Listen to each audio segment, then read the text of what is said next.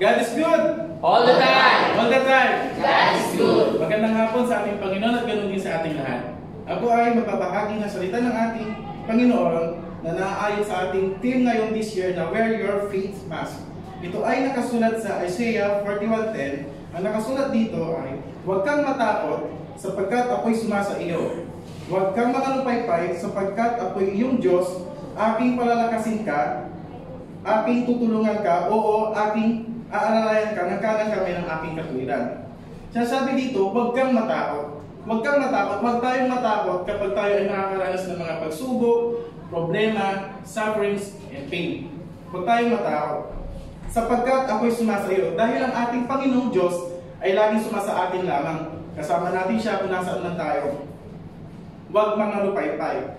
Oo, nadadapa tayo, pero bumabangon tayo.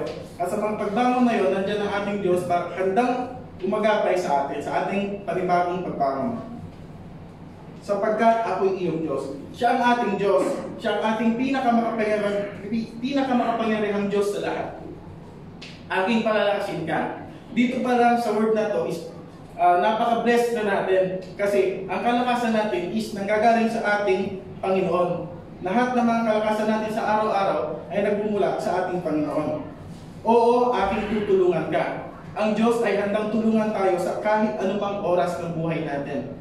Sa araw-araw na pamumuhay natin nandiyan ang Diyos para tulungan tayo. Aking aalalayan ka ng kanang kamay ng aking katwiran. Oo, dahil ang Diyos natin ay tunay na makapangyarihan. So kapag tayo ay nakakaramdam ng mga problema, pagsubok, huwag tayo manghina. Sabihin lang natin sa sarili natin na okay lang yan. Kasi natural lang ang mga pagsubok sa buhay natin. Sabihin lang natin sa sarili natin na okay lang yan. Oo, maaaring walang mangyayari, walang magbabago sa paligid mo. Pero sa sarili mo, nagkakaroon ka ng lakas dahil meron kang Diyos. Magtiwala ka lang sa Kanya. So, wear your faith mask. Dito na natin pag-usapan ngayon yung topic natin na wear your faith mask. Bakit nga ba tayo kailangan magsuot ng faith mask? Ano ba yung main reason? Ginagamit natin ito ngayon sa panahon dahil mayroong pandemic, which is itong COVID-19. Hindi tayo makalabas ng bahay kapag walang dalang face mask. So bakit nga ba? Ang reason lang yan is una, para ma-prevent natin yung pagkahawa natin sa virus. Hindi tayo, kahit saan man tayo pumunta, hindi tayo makahawa. Pero bakit? Pag nagsuot ka ba ng face mask, ligtas ka na ba sa virus? Di ba hindi? Kasi ang tulong lang ng face mask sa'yo is magiging guard lang ito para hindi ka dapuan ng virus. In life, ang face mask na ito is yung faith natin. At yung mga virus na yan yung nagsisilbing mga problems natin, yung mga problema natin, sufferings and pain. Yan yun. Ngayon, itong faith, ito yung magsisilbing Diyos natin. Dahil kapag meron tayong Diyos na pinaniniwalaan at sandigan, at lahat ng mga ito ay sinusuko natin sa Kanya, hindi tayo basta-basta tatablan ng mga problema yan. Hindi tayo basta-basta dadapuan ng mga kalungkutan, problems, at kung ano-ano pa. At lahat ng mga desisyon natin sa buhay ay mapag-iisipan muna natin dahil meron tayong Diyos na pinaninindigan. Nandiyan ang ating Panginoon. Isa pa, kapag tayo ay nakakaranas ulit ng problema, minsan kasi natatanong sa sarili natin, bakit ba puro problema na lang yung mga nararanasan ko? Bakit siya? Napaka-blessed niya. Ako lagi naman ako nag-church, lagi ako sa service. Pero bakit ganito yung buhay ko? Pero bakit siya? Wala naman siyang ginagawa, pero napaka-blessed niya. Pag tayo magtatampo o magtatanong ng ganon, isipin lang natin na proud sa atin ng Panginoon dahil nakakaranas tayo ng mga pagsubok at problema. Sasabihin mo sa akin, bakit ka magiging proud dahil nakakaranas kang problema? Oo, dahil ibig sabihin lang yan, pinagmamalaki ka ng Panginoon sa itaas. Bakit? Kasi meron, way back natin yung story ni Job, nagkaroon kasi ng pag-uusap ang ating Panginoon at si Satan about kay Job. Ngayon, sabi na ating Panginoon kay Satan, tingnan mo si Job, anak mo si Job. Grabe yung faith niya, grabe yung pananampalataya niya, yung tiwala niya sa akin. Ang sagot ngayon ni Satan, syempre, kaya lang naman ganyan yung faith niya sa'yo kasi binibless mo eh. Lahat ng pangangailangan niya, ibinibigay mo. Lahat ng mga problema niya, sinusolusyonan mo. Ngayon, sabi niya, ulit, sabi natin Panginoon, sige subukin mo siya. Yan. Bigyan mo ng mga pagsubok, wag mo lamang siyang papatayin. So, gano'n yung nangyari. binigyan ng pagsubok ngayon ni Satan si Job. Dito sa panahon ito, si Job kasi sa sanlibutan, sa panahon natin ngayon, kumbaga siya yung Bill Gates ng sanlibutan. Nasa kanya lahat, kayamanan, karangyaan, kasaganahan, lahat.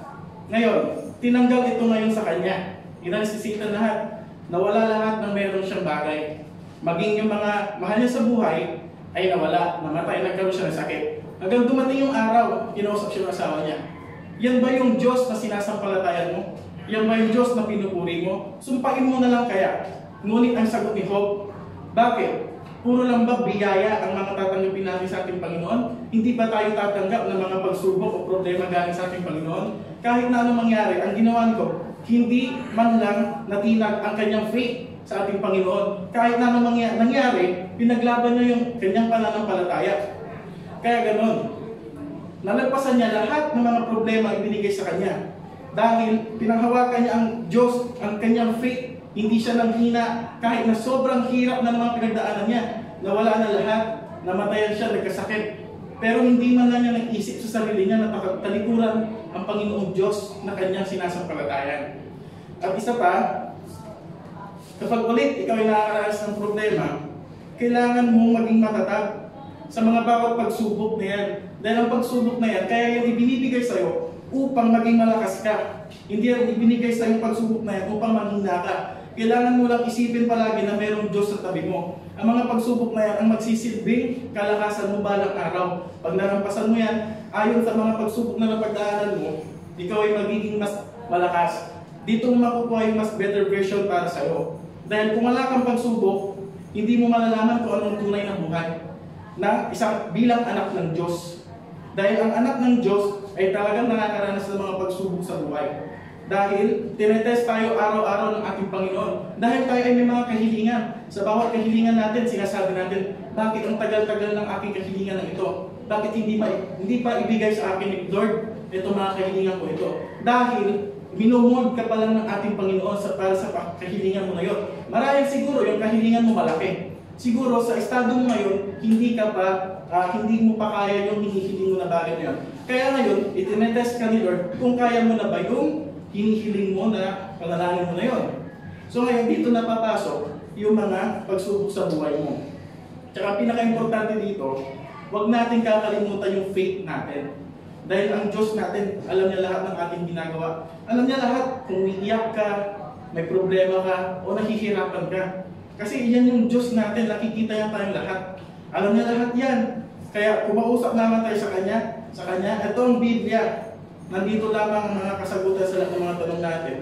Imbis na mag-worry tayo, umiwas tayo sa mga masasamang bagay. Kung may problema man tayo, wag natin gawin sa sariling solusyon natin lamang. Kausapin na natin Panginoon, ibigay natin sa Panginoon lahat ng mga problema natin. Huwag natin gawin sa sariling pamamaraan. Dahil kapag pamamaraan ng tao lamang to, at walang guide niya, at hindi mo isinurrender sa Kanya, malamang sigurado hindi ka magsasucess. Dahil lahat na nagsasucess ay nasa Panginoon. Ito lamang, faith, where always your faith nas. Dahil ang Panginoon natin ay lagi na tayong kasama. Yun lamang, ang lahat ng kapurihan ay sa Diyos.